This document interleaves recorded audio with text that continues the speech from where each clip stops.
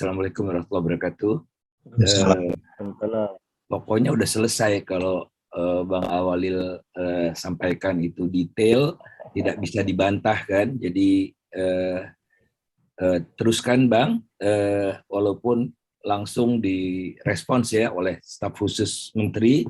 Bagus, di alam keterbukaan masyarakat bisa menilai. Teman-teman sekalian,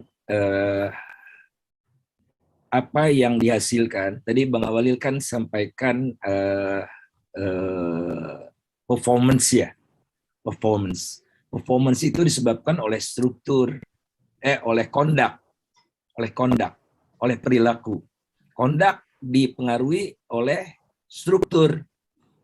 Nah, jadi saya ingin bicara strukturnya dulu. Kenapa yang Bang Awalil sampaikan itu terjadi gitu? Saya beberapa slide saja. Jadi mesin produksinya itu seperti ini. Ada proses pelemahan institusi. Ya. Baik ekonomi maupun politik. Saya mulai dari politik. Penurunan indeks demokrasi. Pelemahan KPK. Ada gagasan amandemen Undang-Undang 45. Wacana perpanjangan masa jabatan presiden. Mempertahankan presidensial threshold. Jadi nggak 0% gitu. Di bidang ekonomi, lahirlah anak cucu dari Undang-Undang Cipta Kerja.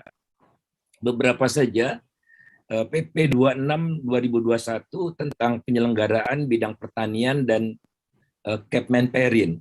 Ini membunuh pabrik gula berbasis tebu dan lama-lama habis sejarah pergulaan di Indonesia, digantikan oleh gula rafinasi, dan gula rafinasi ini tidak dibebaskan gara-gara Undang-Undang Cipta Kerja ini, dibebaskan untuk menanam tebu atau membeli tebu dari rakyat. Ya, karena berdasarkan undang-undang sebelumnya, 3 tahun setelah pabrik gula rafinasi itu hadir, mereka sudah harus punya kebun tebu. Kemudian PP 96 2021 tentang minerba, utamanya batu bara, yang membolehkan sampai habis batu baranya dan macam-macam ya. Mereka tidak perlu pajak ekspor dan macam-macam deh, banyak sekali. Kemudian PP 34 tentang penggunaan tenaga kerja asing, semua dibuka posisi untuk asing kecuali untuk personalia. Jadi kemudian RUU EBT ya. Ini subsidi buat macam-macam itu energi baru itu. Nah, semua itu politik dan ekonomi ini institusinya ditambah dengan putusan MK ya. Putusan MK jadi pabaluyut kan. Nah, semua itu bermuara pada memuluskan cengkraman oligarki. Maka wajar yang ditunjukkan oleh Bang Awalil itu seperti itu tadi. Jadi bagaimanapun ini yang terjadi, kemudian dikumandangkan oleh Siti Nurbaya Bakar. Pembangunan besar-besaran di era Jokowi tidak boleh berhenti atas nama emisi karbon, atas nama deforestasi. Ini kan luar biasa. Ya, luar biasa. What is pembangunan besar-besaran? Artinya kan nanti pertumbuhan ekonominya mencuat kan. Nanti saya tunjukkan pertumbuhan ekonomi yang mencuat. Nah, hasil sementara dari cengkraman oligarki itu tercermin dari kontribusi ekspor dari 3 komoditi. Yang pertama itu sebagian besar sawit. Ekspornya sampai November 30 miliar US dollar. Kemudian yang kedua, HS27 itu batu bara. 30 miliar US dollar juga. Udah pasti lewat lah ya sampai akhir tahun. Dan ketiga adalah Smelter China, 18 miliar US dollar. Nah, semua ini 3 ini tuh udah kontribusinya hampir 40% dari penerimaan ekspor. Itu dia tadi. Jadi yang menikmati ini semua adalah 3 kelompok ini yang dikuasai oleh para oligar. HS27 ini ya, tahun ini pendapatan dari ekspornya 500 triliun. 500 triliun. Kalau 10% aja mengucur ke roda politik, 50 triliun udah bisa mempresidenkan siapa saja.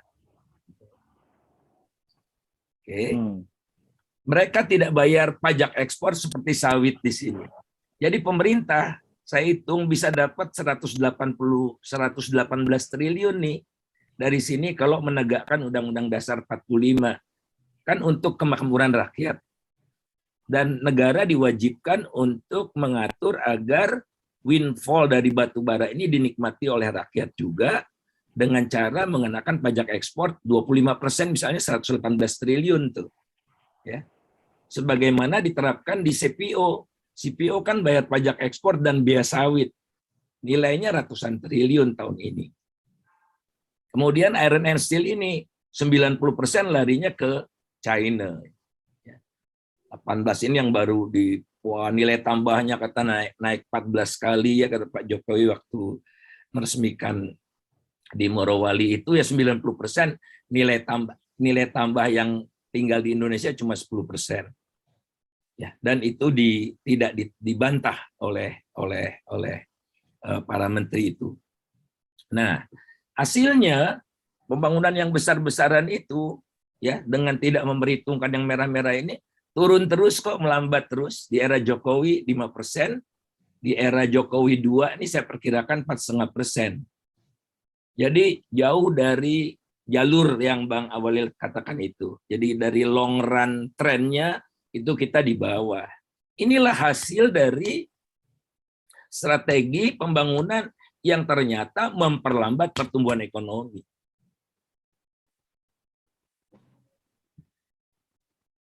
Nah, kemudian saya hitung kecepatan dari recovery-nya. Jadi pemulihannya dihitung kecepatannya. Kecepatan Indonesia, kita lihat di sini, jauh lebih rendah daripada Thailand dan negara-negara ini semua. Jadi kecepatan pemulihannya lebih rendah, oleh karena itulah pemulihan di Indonesia akan lebih lambat, akan lebih lama daripada negara-negara lain. Jadi Bang Awalil tadi udah sampaikan growth-nya segala macam, saya hitung kecepatan pemulihannya dari triwulan ke triwulan dengan basis triwulan 2 2020. Nah, ini kita lihat. Nah, ini kan datanya sampai triwulan 2 2021. Bagaimana sampai Desember?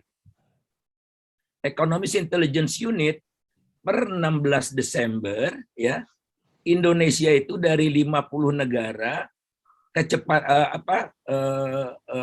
indeks menuju normalnya itu nomor 47 dari 50 negara. Jadi memang kita lambat, walaupun ada yang lebih lambat di situ Vietnam ya. Kemudian Bloomberg, Indonesia bulan Juli paling lambat, nomor 53 ya. Bulan Desember per 21 Desember per minggu lalu itu naik sih ke 51 dari 53 negara. Jadi dalam perbandingan dengan negara lain memang kita masih sangat terbata-bata. Walaupun ada satu Nikkei ya, Nikkei Index itu menunjukkan Indonesia perbaikannya luar biasa. Saya belum bisa memahami ya, rankingnya Indonesia tadinya nomor 110, sekarang nomor 37, skornya dari 31 sekarang 58,5.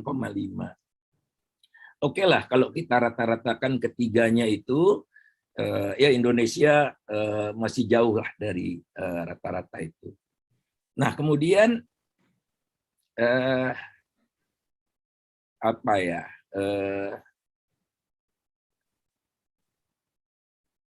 Saya rasa itu saja karena masih banyak yang teman-teman lain. Jadi intinya adalah ayo kita basmi akar atau mesin yang membuat kondisinya seperti yang Bang Awalil katakan tadi. Ya ini yaitu mengerasnya oligarki itu. Jadi kita bisa memahami apa background, apa penyebab dari yang disampaikan oleh Bang Awalil itu tadi. Jadi saya cuma melengkapi aja, makasih. Oke, Bang Faisal. Bang, suara saya kedengeran nih, lagi hujan di sini, Bang. Berisik, Bang, ya? Oke. Ya, jelas. Suaranya nggak begitu kedengaran. Apa kedengeran? Saya kira, Bang Faisal, kalau kaitannya dengan oligarki tadi, Bang, Abang bisa sedikit cerita nggak mengenai rencana kenaikan, bukan kenaikan, rencana penghilangan premium, Bang, menjadi Pertalite, bahkan kita sudah mendapatkan informasi Pertalite sendiri pun mau disubsidi, Bang.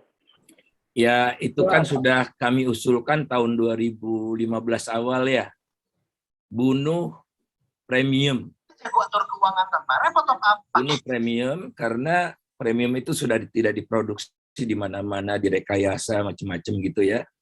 Nah, ingat harga premium di Indonesia itu setara dengan harga Pertamax 95 di Malaysia.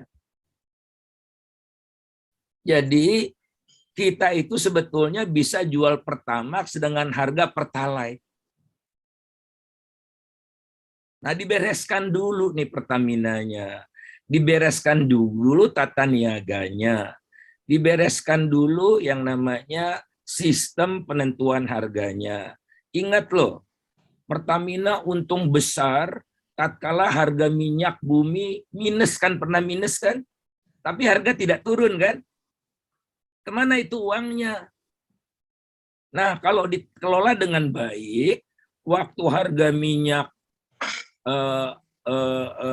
naik, kita punya tabungan. Jadi ini mekanisme stabilisasi. Oleh karena itu, ingat bahwa sekarang tugas negara itu diserahkan kepada Pertamina. Waktu harga minyak turun, BBM tidak turun kan? Waktu harga minyak naik, mau dinaikkan gitu. Walaupun kita harus concern juga dengan Pertamina ini, artinya harus empati dengan Pertamina, karena Pertamina sekarang diwajibkan oleh pemerintah tidak pakai surat untuk menjual Pertamax 92 dengan harga 9.000. Itu juga udah jadi rugi Pertamina. Coba lihat kalau Anda ke Shell, itu kan setara dengan Super udah 13.000. Jadi kita ingin tata kelolanya dibereskan. Kalau tata kelolanya dibereskan, rakyat bisa membeli BBM dengan harga sekarang dengan kualitas yang lebih baik.